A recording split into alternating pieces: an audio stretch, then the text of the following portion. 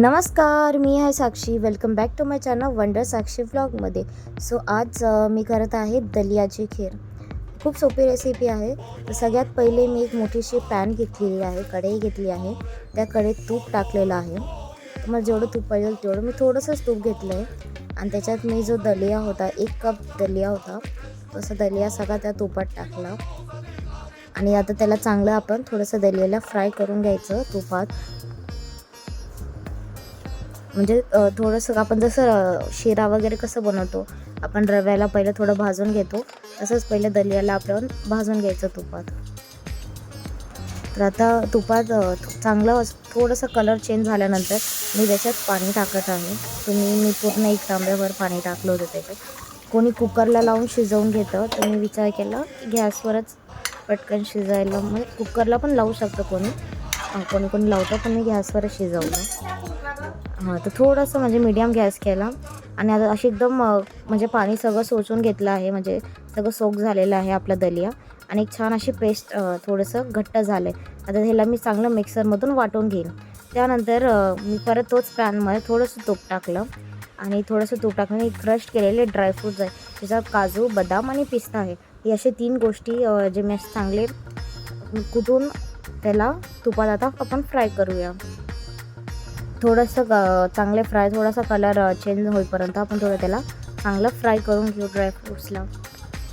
तर मम्मीच्या बड्डेला खीर तर तिला देता नाही आली, म्हणून मी दुसऱ्या दिवशी सकाळी सकाळी उठून तिला खीर बनवून दिली टिफिनला. ती खाऊन पण गेली आणि टिफिनलाही घेऊन गेली. तर असं आता फ्राय होते ती चांगले आपले ड्रायफ्रूट्स.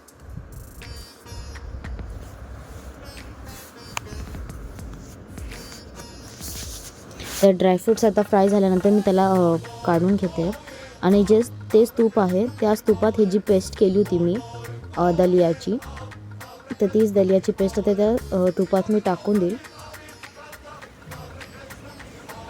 थोडंसं परत मी त्याला आता त्याच तुपात फ्राय करेल. तुम्ही कुकरला 1 या 2 शिट्टी मारून त्याच्यानंतर पेस्ट करू शकता, तसंच वापरू शकता, पण मी विचार केला पेस्टच करूया. पेस्टनी कसं थोडं दलिया अजून सॉफ्ट होऊन जातो, म्हणजे सॉफ्ट म्हणजे जास्त दलियाचे क्रम्स आपल्याला कच्चे नाही लागत. तर अशी मी एक चांगली पेस्ट केल्यानंतर त्याला परत आता तुपात मी चांगली फ्राय करून घेईन ते दलियाच्या पेस्टला.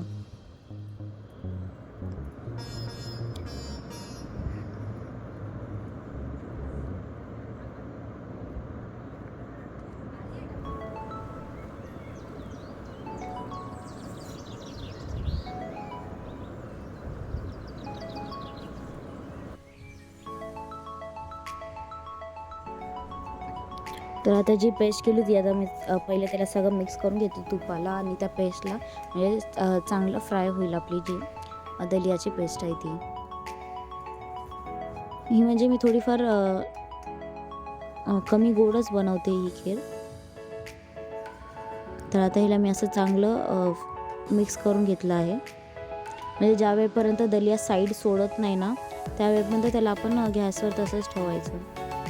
आता थोडी सोडते साईड, आपल्याला जेव्हा पूर्ण साईड सुटेल त्यावेळेपर्यंत आपल्याला त्याला गॅसवर ठेवायचं, म्हणजे तसंच त्याला फ्राय करायचं आहे तुपात. तुम्हाला मध्ये वाटलं थोडंसं तुम्ही परत तूप टाकू शकतात वरतून, पण मला काही ऑलरेडी वाटलं नाही तूप टाकावं, म्हणून मी जास्त तूप नाही टाकलं त्याच्यात.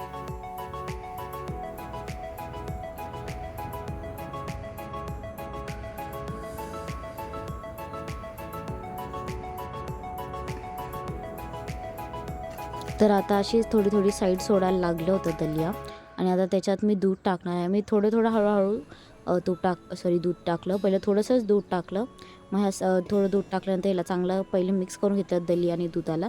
त्याला थोडंसं तुम्हाला वेळ लागेल, कारण की ते एकदम असं पेस्ट झाली असेल, ती थोडी एकत्र असते ती दलिया, ते दुधात मेल्ट म्हणजे एकदम मिक्स व्हायला खूप टाईम लागतो. तुम्हाला 2-3 मिनटं त्याला हलवतच राहावं लागेल. 2 मिनटं पण कमी आहे, तुम्ही 3-4 मिनटं तर तुम्हाला हलवावंच लागेल ते. आणि आता हे जे आपण फ्राय केले ड्रायफ्रूट्स आहे, मी ते सगळे त्याच्यात असे टाकून दिले. आता हे टाकल्यानंतर आता परत मी सगळ्या मिक्सरला मिक्स करून घेईल. तुम्हाला असं वाटलं या प्रोसेसला तुम्ही परत दूध टाकू शकतात, तुम्हाला जेवढं वाटेल, तुम्हाला जेवढी खीर घट्ट पाहिजे, पातळ पाहिजे नंतर जेव्हा ही खीर थंड होते ना ती म्हणजे घट्ट होऊन जाते, तर म्हणून थोडंसं दूध तुम्ही टाकत जा, तुम्हाला जेवढं दूध पाहिजे. आता तर इथे पातळ दिसते, पण थोड्या वेळानंतर ती लगेच घट्ट होईल. 1-2 उकळे आल्यावर दलिया सगळं दूध सोक करून घेईल परत.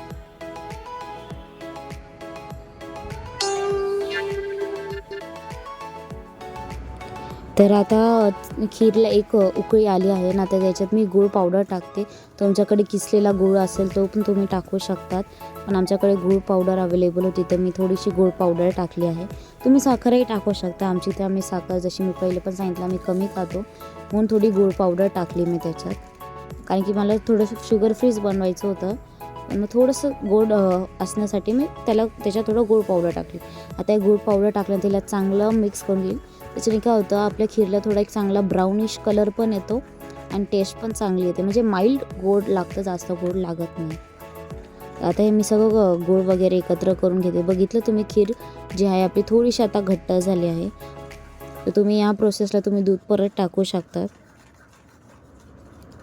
तर आता मी सगळं एकदा मिक्स करून घेते.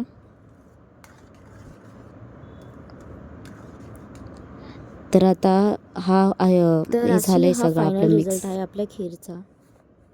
तर आता 11 वाजले आहे. सकाळी मम्मी बोलली की काल ते तिला काही खीर खायला भेटली नाही, म्हणून मग ती बोलली की आज तू मला लवकर खीर टिफिनला बनवून देते. तिला आज खीर बनवून दिली आहे. आणि जशी ती गेली 11ला, तर मी आता आंघोळ केली आहे. आणि त्याच वेळेस मला आंघोळ झाल्यानंतर आता कळलंय की आमचे कामवाले आज येणार नाही आहे. तर आज सगळं झाडू भांडे सगळे आज परत मला घासायचे. तर आता माझ्याकडे काही चॉईस नाही. आता मी जाते, पहिले सगळं घर आवरते, मग तुम्हाला अजून दुपारचं काय जेवण बनवायचं ते पण दाखवते. तर असा होता आजचा व्लॉग, जे की जास्त काही केलं तर नाही. आज मी दुपारची जीच भाजी होती तीच रात्री खाली, फक्त थोडं नावापुरती भेंडीची भाजी केली होती. आणि आज तुम्हाला ही जी खीर आहे ही कशी वाटली, दलियाची खीर, ही मला नक्कीच सांगा. आणि तुम्हाला हा व्हिडिओ आवडला असेल तर या व्हिडिओला लाईक करा, माझ्या चॅनलला सबस्क्राईब करा. आणि तुम्हाला असंच काय रेसिपी मी नक्कीच तुमच्या पुढे शेअर करेल. तर बाय बाय, थँक्यू.